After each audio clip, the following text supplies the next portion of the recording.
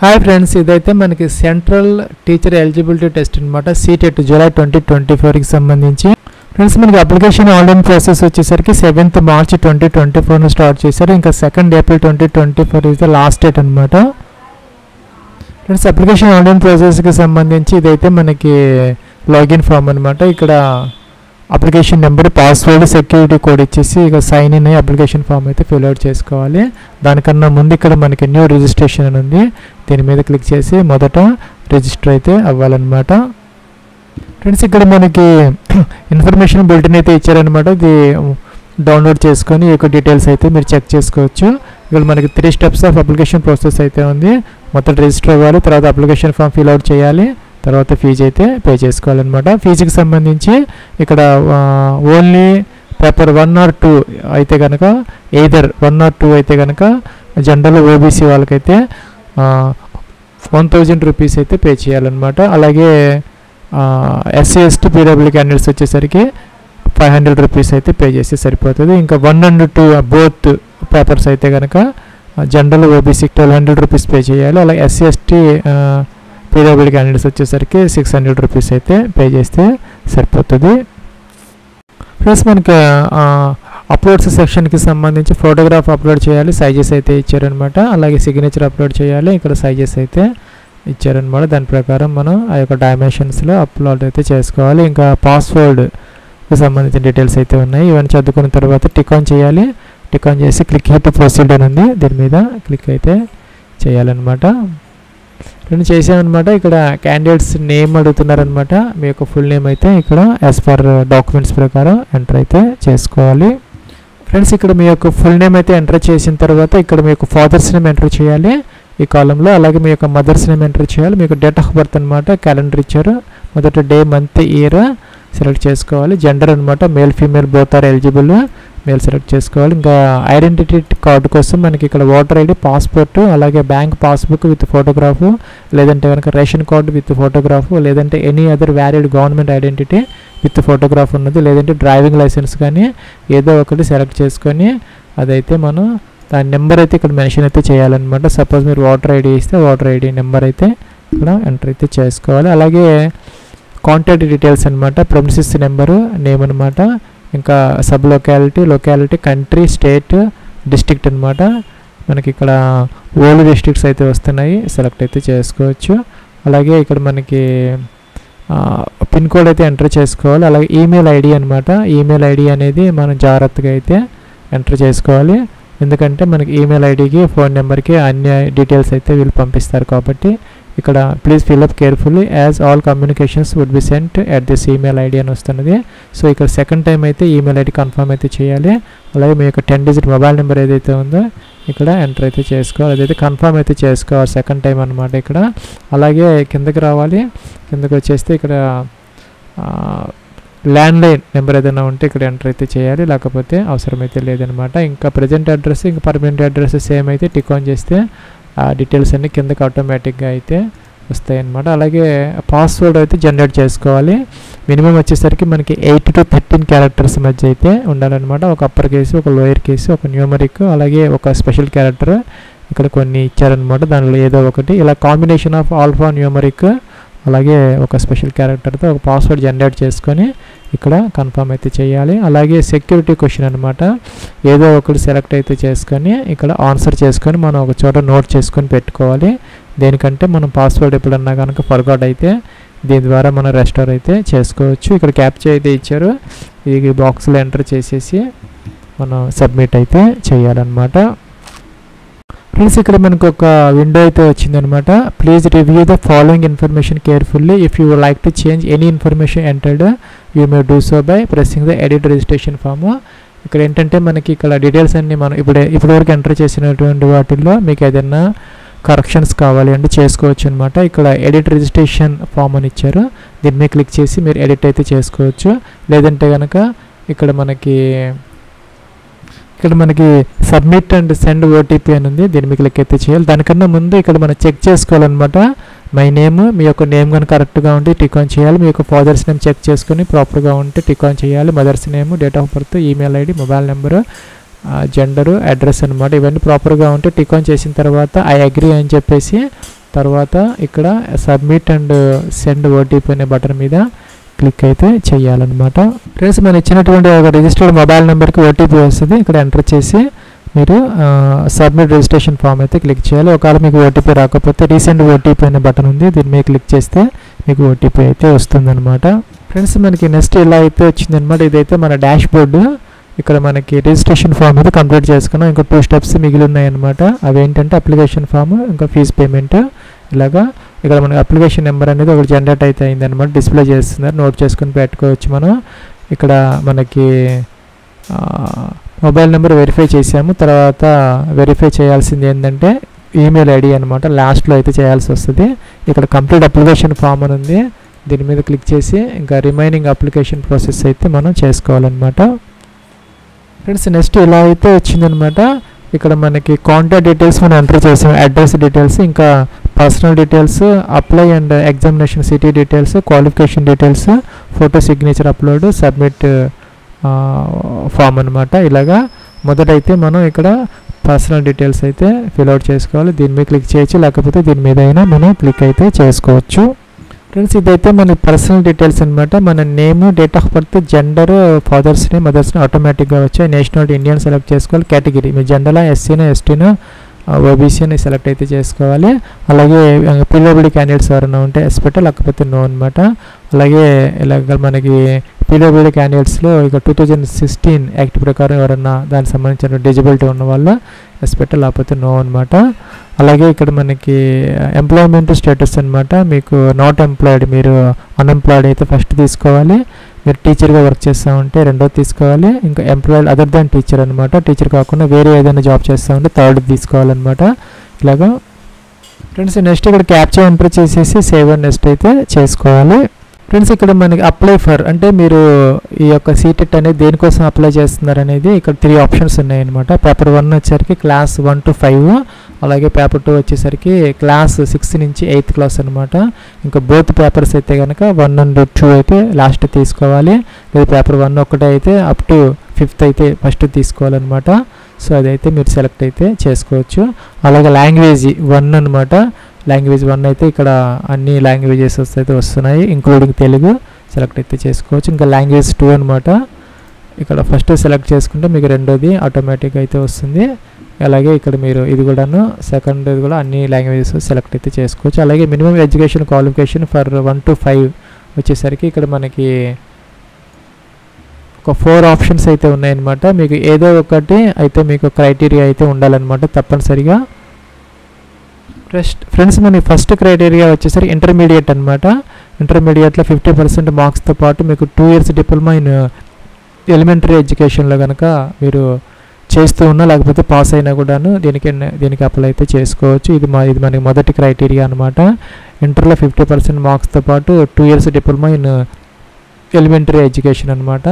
Second option వచ్చేసరికి ఇది కూడా మనకి ఇంటర్మీడియట్లో 45% మార్క్స్తో పాటు మనకి 2 years diploma in elementary education by what ever name అనమాట. ఏదైనా పర్వాలేదు, మనకి NCTE రికగ్నైజ్డ్ నామ్స్ ప్రకారం ఉన్నా కూడాను సెకండ్ ఆప్షన్ కింద వీళ్ళు కూడా ఎలిజిబుల్ అయితే అవుతారనమాట. ఇంకా థర్డ్ ఆప్షన్ వచ్చేసరికి ఇంటర్మీడియట్ అనమాట. 50% మార్క్స్తో పాటు 4 years bachelors of elementary education అంటే BEIED అనమాట. వాళ్ళు కూడా దీనికి అప్లై అయితే చేసుకోవచ్చు. ఇంకా ఫోర్త్ ఆప్షన్ వచ్చేసరికి సీనియర్ సెకండరీ అంటే ఇంటర్మీడియట్లో 50% మార్క్స్తో పాటు ఇక్కడ 2 years మనకి స్పెషల్ ఎడ్యుకేషన్లో కనుక డిప్లొమా ఉన్నా కూడాను వాళ్ళు కూడా దీనికి ఎలిజిబుల్ అయితే అవుతారనమాట. ఫ్రెండ్స్ అలాగే ఇక్కడ మీరు పేపర్ 2 కనుక సెలెక్ట్ చేసి దానికి సంబంధించినటువంటి మినిమం ఎడ్యుకేషన్ క్వాలిఫికేషన్ అయితే ఇక్కడ వస్తుంది అనమాట. దీనికి కూడా మనకి 8 ఆప్షన్స్ అయితే ఉన్నాయి. దీంట్లో ఏదో ఒక క్రైటీరియా మీకు కంపల్సరీగా అయితే ఉండాలన్నమాట. ఇక్కడ మనకి graduation and passed or appearing in final year of 2 year diploma elementary education, మీకు గ్రాడ్యుయేషన్ పాస్ అయ్యి 2 years diploma in elementary education ఉంటే దీనికి అప్లై అయితే చేసుకోవచ్చు. లేదంటే కనుక డిగ్రీలో 50% మార్క్స్తో పాటు మీకు PG ఉండాలి. దాంతోపాటు ఈ యొక్క BED కనుక మీరు కంప్లీట్ అయినా లేకపోతే కనుక ఎపియర్ అయినా కూడాను దీనికి అప్లై అయితే చేసుకోవచ్చు అనమాట. అలాగే డిగ్రీలో 45% మార్క్స్తో పాటు మీకు ఫైనల్ ఇయర్ BED చేస్తున్నా కూడా NCTE నామ్స్ ప్రకారం వాళ్ళు కూడా దీనికి ఎలిజిబుల్ అయితే అవుతారు. ఇంకా ఫోర్త్ ఆప్షన్ కింద మనకి ఇంటర్మీడియట్ 50% మార్క్స్ ఉండి అలాగే 4 years ఏదైతే ఉందో BEIED వాళ్ళు కూడాను దీనికి అప్లై అయితే చేసుకోవచ్చు అనమాట. ఫ్రెండ్స్ మనకి 5th క్రైటీరియా కింద ఇంటర్మీడియట్లో 50% మార్క్స్తో పాటు మనకి 4 year BA లేదంటే BSCED లేదంటే కనుక BAED లేదంటే BSCED ఏదైనా పర్వాలేదనమాట ఉన్నా కూడా దీనికి ఎలిజిబుల్ అయితే అవుతారు. ఇంకా 6th ఆప్షన్ కింద మనకి డిగ్రీతో పాటు కనుక 50% మార్క్స్తో పాటు ఇక్కడ ఫైనల్ ఇయర్ BED అంటే స్పెషల్ ఎడ్యుకేషన్లో చేస్తున్నా కూడాను అప్లై అయితే చేసుకోవచ్చు. ఇంకా కూడా మనకి ఎనీ గ్రాడ్యుయేషన్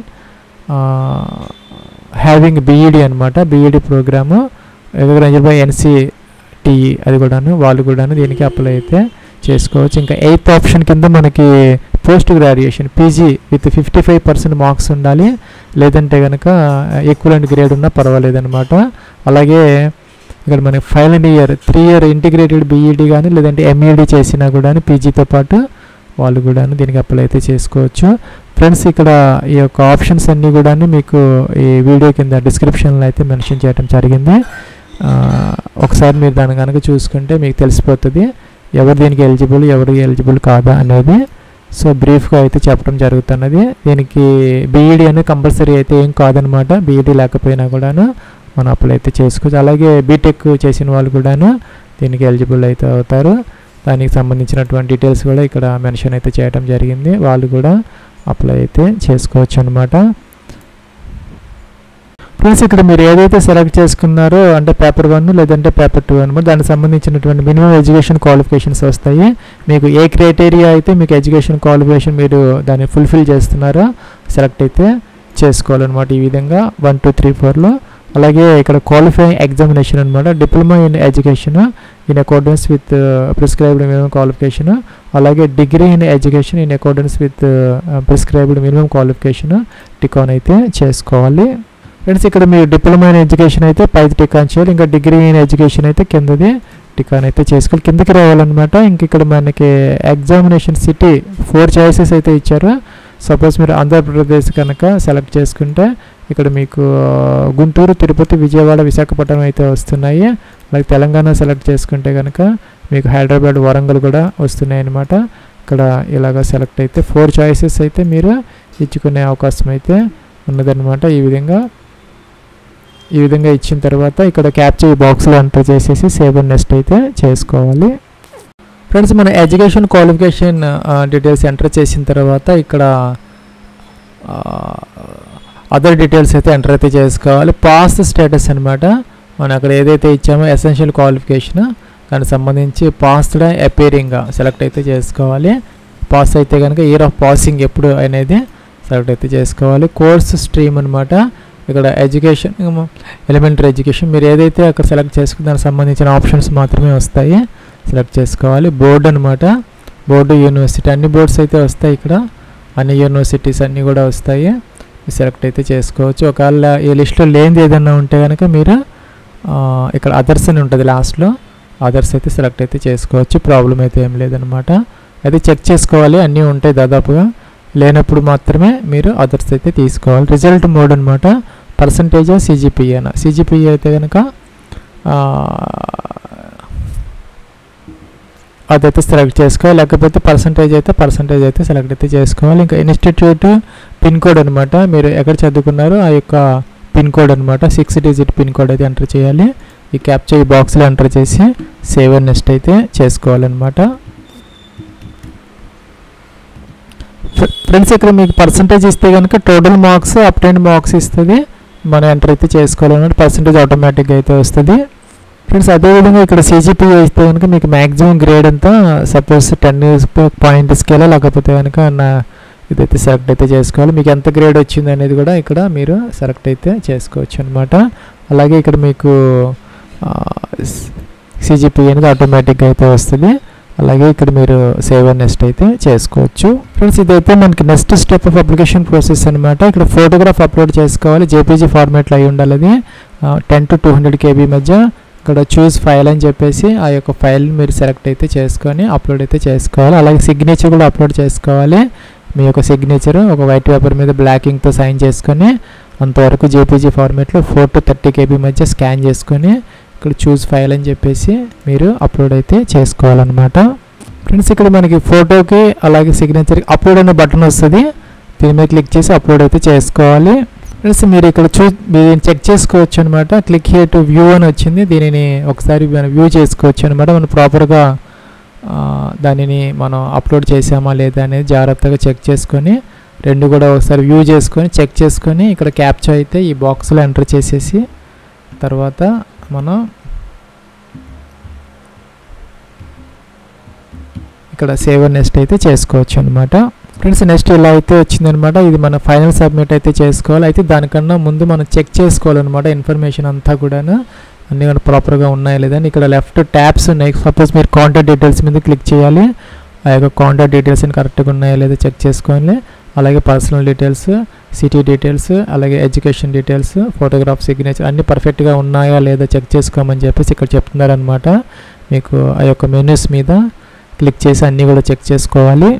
ఫ్రెండ్స్ అన్నీ ప్రాపర్గా ఉంటే కిందకి రావాలన్నమాట. సపోజ్ మీ నేమ్ ప్రాపర్గా ఉంటే దీని మీద క్లిక్ చేయాలి. డేట్ ఆఫ్ బర్త్, ఇంకా మీరు పీడబ్ల్యూడీ క్యాండిడేట్ కాదా, contact details, examination city, gender, father's name, mother's name, category, apply for అన్నీ పర్ఫెక్ట్గా ఉన్నప్పుడు మాత్రమే మీరు టిక్ ఆన్ చేయాలి. లేకపోతే మోడిఫికేషన్ చేసుకున్న తర్వాత మాత్రమే ఇక్కడ ఐ అగ్రీ చేసుకోవాలి.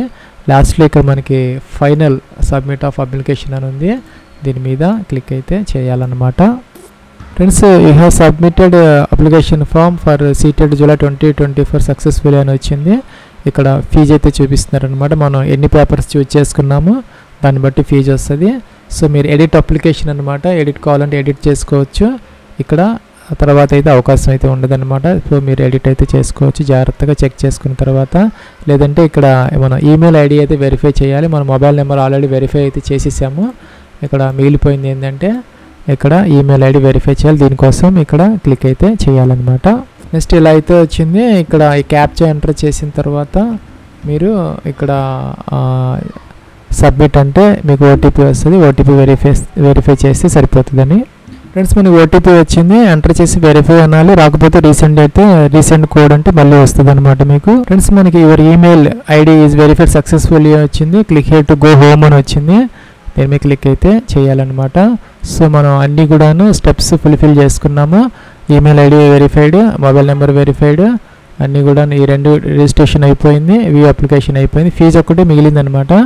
ఇక్కడ ఫీజు అయితే మనం పే చేయాలి. దీని మీద క్లిక్ అయితే చేయాలన్నమాట. నెక్స్ట్ ఇలా అయితే వచ్చింది. ఆన్లైన్ పేమెంట్ కాబట్టి ఇక్కడ ప్రొసీడ్ ఫర్ పేమెంట్ అనాలి. ఓకే అన్నాము. ఓకే అంటే పేమెంట్ గేట్వే ఓపెన్ అవుతుందన్నమాట. ఇక్కడ మనకి కస్టమర్ ఐడి వచ్చింది. మన name, application number, date of birth కూడా వస్తున్నాయి.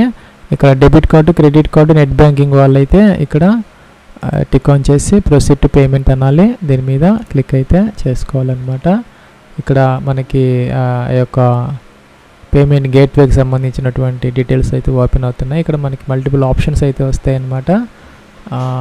Net banking, credit debit card, QR, UPI ఏదైనా మీరు ఒకటి ఆప్షన్ సెలెక్ట్ చేసుకొని దాని డీటెయిల్స్ అయితే ఎంటర్ చేసేసి ఓటీపీ వెరిఫై చేసేసి ఫీజు అయితే పే చేసిన తర్వాత అప్లికేషన్ ఫామ్ అయితే ప్రింట్ అయితే తీసుకోవచ్చు. ఇది ఫ్రెండ్స్ మన సీటెట్ జూలై 2024కి సంబంధించి application online process. Wish all the best and success. Have a nice day.